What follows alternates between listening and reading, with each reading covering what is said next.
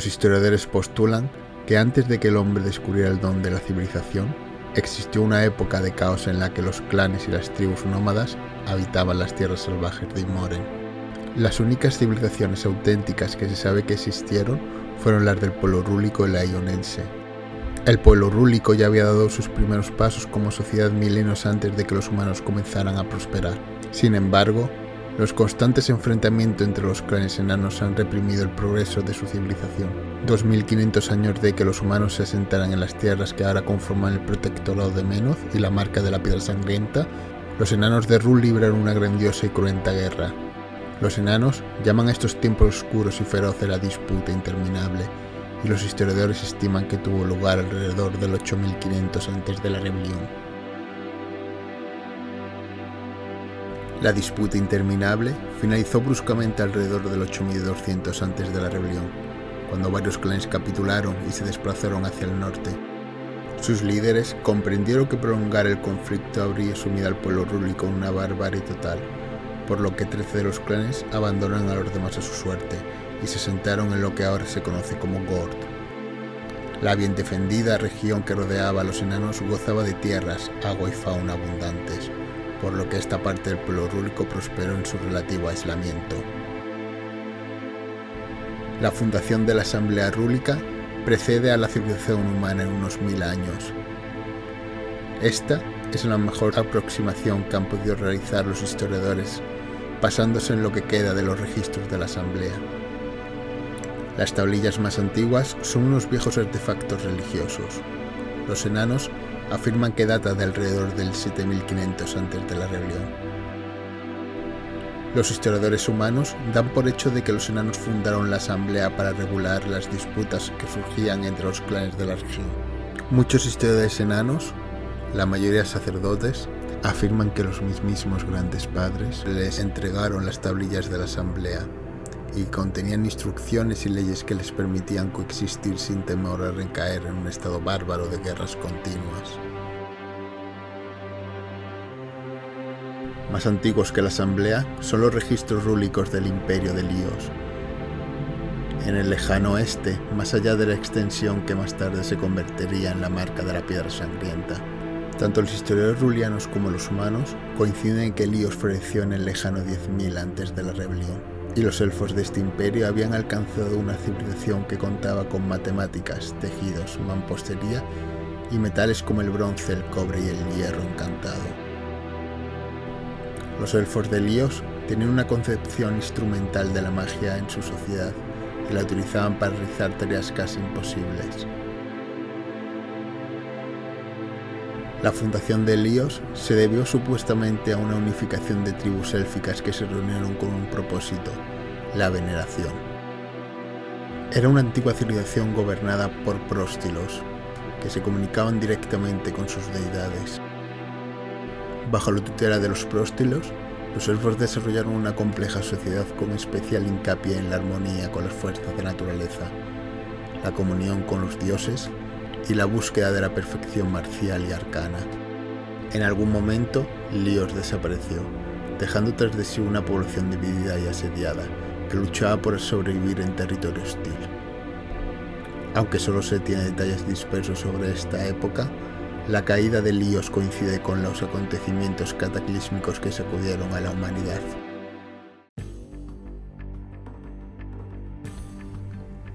Mientras los enanos guerreaban entre sí y los liosanos se dedicaban a su afán de conocimiento y sabiduría, los humanos estaban compuestos por clanes nómadas.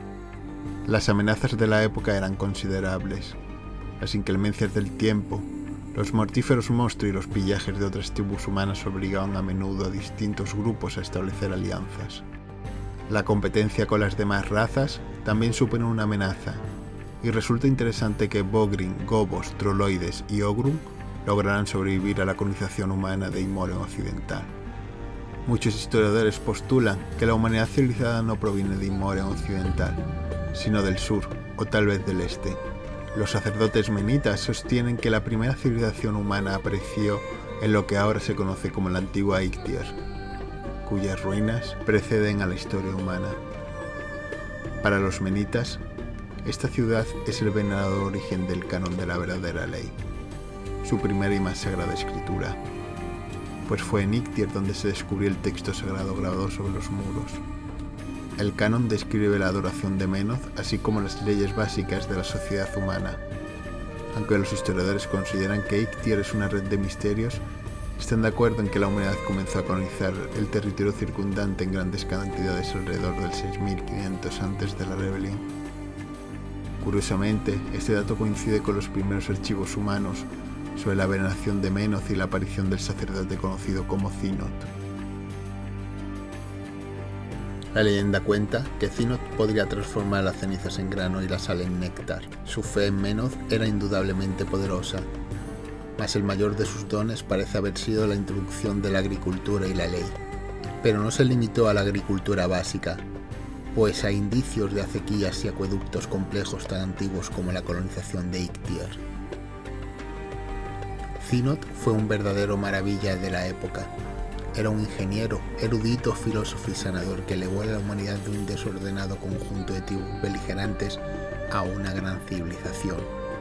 La muralla de Cinoth aún se yergue en el gran templo del Canon, en la antigua Icthier, supuestamente disponible para los menitas privilegiados que deseen estudiar las escrituras traducidas por Cinoth en persona. Durante esta época, los sacerdotes menitas establecen una jerarquía bien definida. Los sabios sacerdotes adoctrinaron a la población, administraron su sabiduría, atendieron a los enfermos, los ancianos y los moribundos. Los sacerdotes guerreros defendieron al pueblo de los peligros de las tribus bárbaras, a las que la historia denomina Ur-Molgur. Estos sacerdotes guerreros también aplicaban la ley y cazaban a las bestias y criaturas que acechaban las tierras de Icthier. Esta división del deber moldeó la diferenciación de órdenes que aún perduran en la actualidad, sobre todo en el protectorado de Menoth. La antigua Icthier fue la cuna de la civilización humana, aunque alrededor del 5500 antes de la rebelión, un sacerdote guerrero llamado Belkor y un sabio sacerdote conocido como Geth encabezaron un éxodo hacia el norte. Las tierras que rodeaban Icthier se habían superpoblado, por lo que durante los 700 años siguientes el éxodo llevó a los menitas a colonizar todo el territorio desde Icthier hasta los valles bajos por los que el río Negro desemboca en el Golfo de Cignar.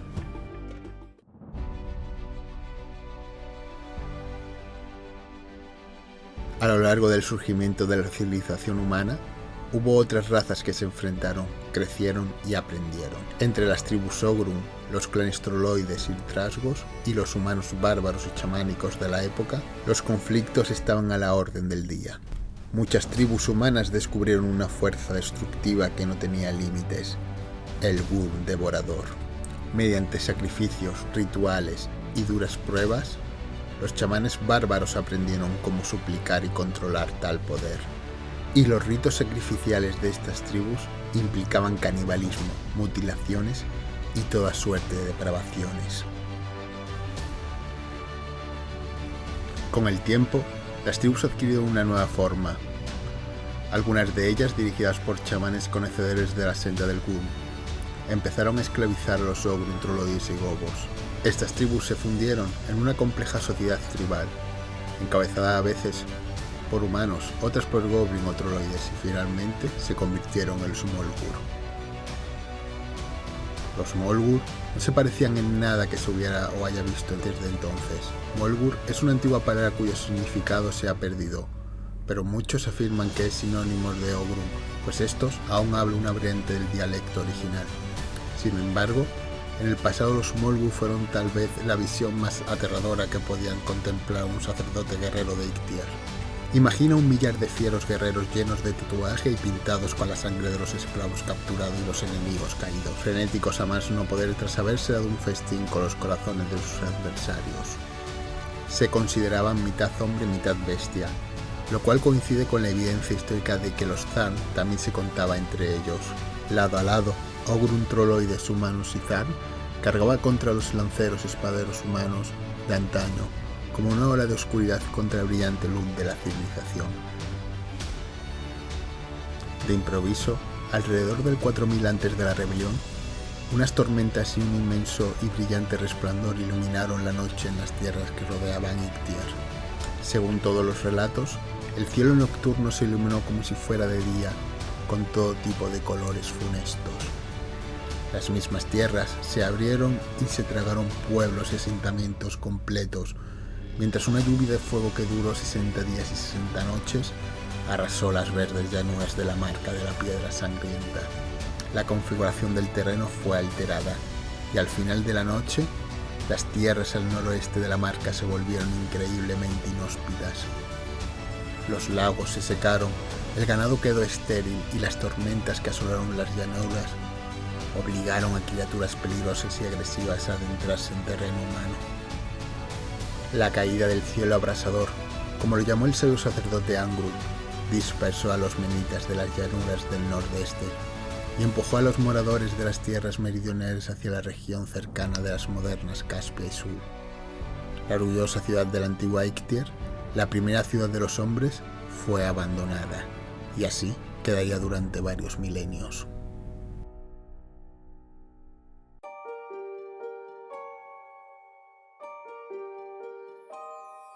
Casi al mismo tiempo que los Smolgur aumentaban su poder, una tribu humana colonizó una zona entre la actual Stignar y Kador.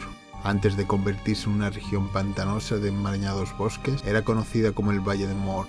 Los bosques eran inhóspitos y primitivos, pero el valle, cuya actual ubicación se desconoce y cuyas ruinas yacen cubiertas de moho en algún lugar de las copas de los árboles del bosque de espino, era el centro de Mord. Al tiempo que los Smolgur arremetían contra las menitas del sur, los guerreros de Mord comenzaban a cobrarse vida Smolgur en el norte. Aunque esto mantuvo el equilibrio entre las civilizaciones y las hordas bárbaras, también implicaba que los Mord eran una cultura agresiva, incluso en las fases iniciales de su desarrollo. Se dice que el reino surgió de entre 10 provincias menores distintas, cada una controlada por un señor de la guerra. Dichos caudillos decidieron unirse alrededor del 3500 antes de la rebelión, bajo el estandarte de un único líder. Pronto, Mord se convirtió en un feroz adversario de los Smolgur, pero jamás tuvo conflicto alguno con los reinos del sur, ni siquiera con los reinos de Kard. El destino de Mord sigue siendo un misterio. Lo poco que saben los historiadores es que las demás culturas hacían referencia a Mord denominándolo el Reino Negro. Las escrituras de la época que se han recuperado sostienen que los fallecidos no morían en Mord y que muchos espíritus antiguos y malignos poblaban la región. Puede que se tratase tan solo de mitología supersticiosa, pero no cabe duda de que el pueblo de Mord dejó un misterioso legado y desde luego un gran mal dormita en las profundidades del bosque del espino.